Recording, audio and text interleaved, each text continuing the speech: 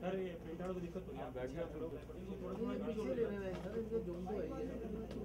ये एक्चुअली मैं साइड पे हो गया ना, मेरी वायर नहीं आगे लगी हुई, मैं साइड पे हो गया। इनकी वायर नहीं है कर दी हाँ, मैं आ गया सर, आगे बोल के गए बोल रहा मैं ऑडियो तो नहीं। साथियों, बहुत अरसे से आपको उत्सुकता थी कि 7 न्यूली कॉन्स्टिट्यूटेड म्यूनिसिपल कॉर्पोरेशंस के चुनाव कब होंगे। तो वो समय आ गया है कि मैं आपको ये बतलाऊं कि ये इलेक्शंस 2 जून को होंगे, पोलिंग 2 जून को होगी और काउंटिंग 4 जून को। आज नोटिफिकेशन जारी हो जाएगा। इसके लिए प्रपोजल हम लोगों ने प्रिंटिंग कंट्रोलर एंड स्टेशनरी को भेज दिया है और प्रोग्राम की घोषणा कर दी गई है। नॉमिनेशंस जो हैं वो 16 मई से 21 मई तक किए जा सकते हैं। 22 तारीख को स्क्रूटनी होगी, 23 तारीख को विड्रॉल होगा और विड्रॉल के बाद सिंबल की अलॉटमेंट होगी और 2 जून को पोलिंग होगी 8 बजे से लेकर शाम के 5 बजे तक।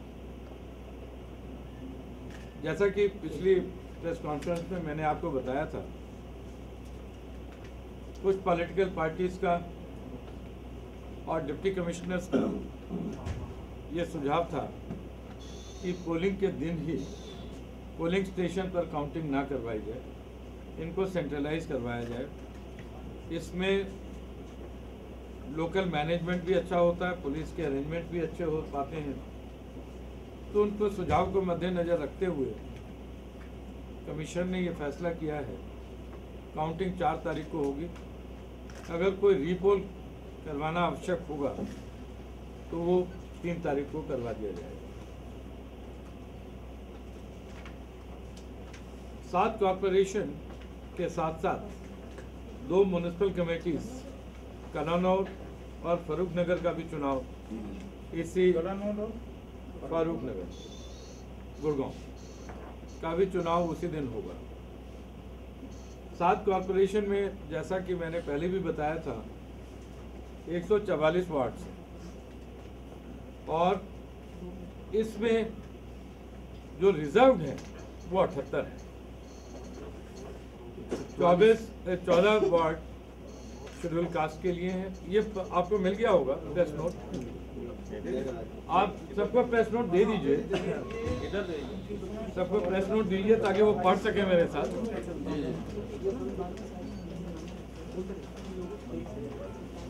144 वार्ड में से जैसा मैंने आपसे कहा 78 वार्ड रिजर्व्ड हैं, 14 वार्ड शेड्यूल कास्ट के लिए हैं, 8 वार्ड शेड्यूल कास्ट विमेन के लिए हैं, बैकवर्ड क्लासेस के लिए 14 और महिलाओं के लिए 42 वार्ड आरक्षित हैं। जो अनरिजर्व्ड हैं वो 66 वार्ड हैं। Total voter population in 7 corporation की 17,03,565 है और 1625 पोलिंग स्टेशन। इन पिछले इलेक्शनों में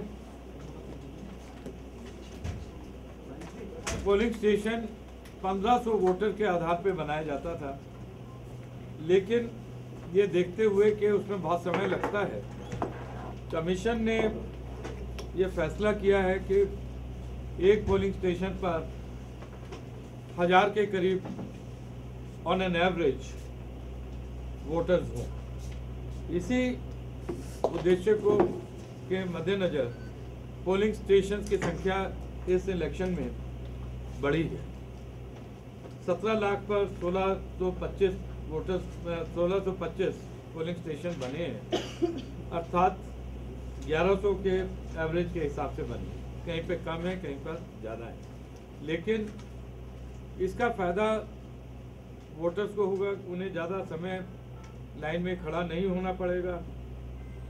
गर्मी का भी मौसम है, तो इसलिए आवश्यक है कि जल्दी से जल्दी व्यक्ति अपना वोट डाल के वापस घर जाए। जैसा कि आप जानते हैं कि वोटर लिस्ट 5 अप्रैल को पब्लिश हो गई, कर दी गई थी, लेकिन कुछ टेक्नोलॉजी को इस्तेमाल करने की दृष्टि से और कुछ जगह ऐसी भी शिकायतें थी कि वोटर लिस्ट का क्रमांक हाउस लिस्टिंग के हिसाब से नहीं था, खासतौर से पंचकुला में, जिसको फिर से दूर कर दिया गया है और रिपब्लिश कर दी गई। हर एक वोटर को इलेक्शन से पहले वोटर स्लिप दी जाएगी, जिसमें पोलिंग स्टेशन का नंबर होगा, स्थान होगा और उसका क्या क्रमांक नंबर है उसे पता होगा, ताकि वोटर को अपना वोट डालने में कोई असुविधा ना हो।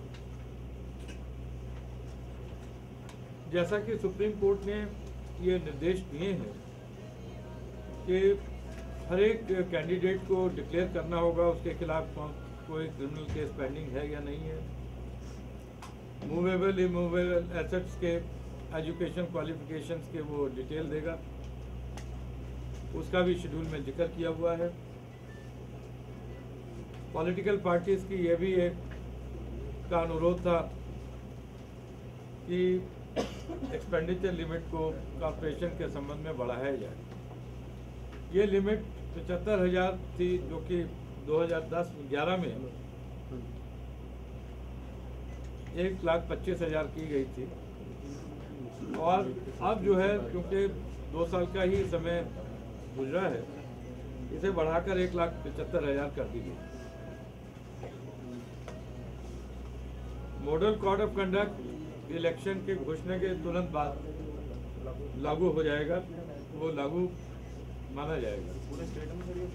ये सिर्फ उन्हीं सीमा में लागू होगा जहाँ पर ये इलेक्शंस हो रहे हैं, और उन पर लागू होगा सरकारी कर्मचारी ऑफिसर्स पे जो इलेक्शन से सीधे जुड़े हुए हैं।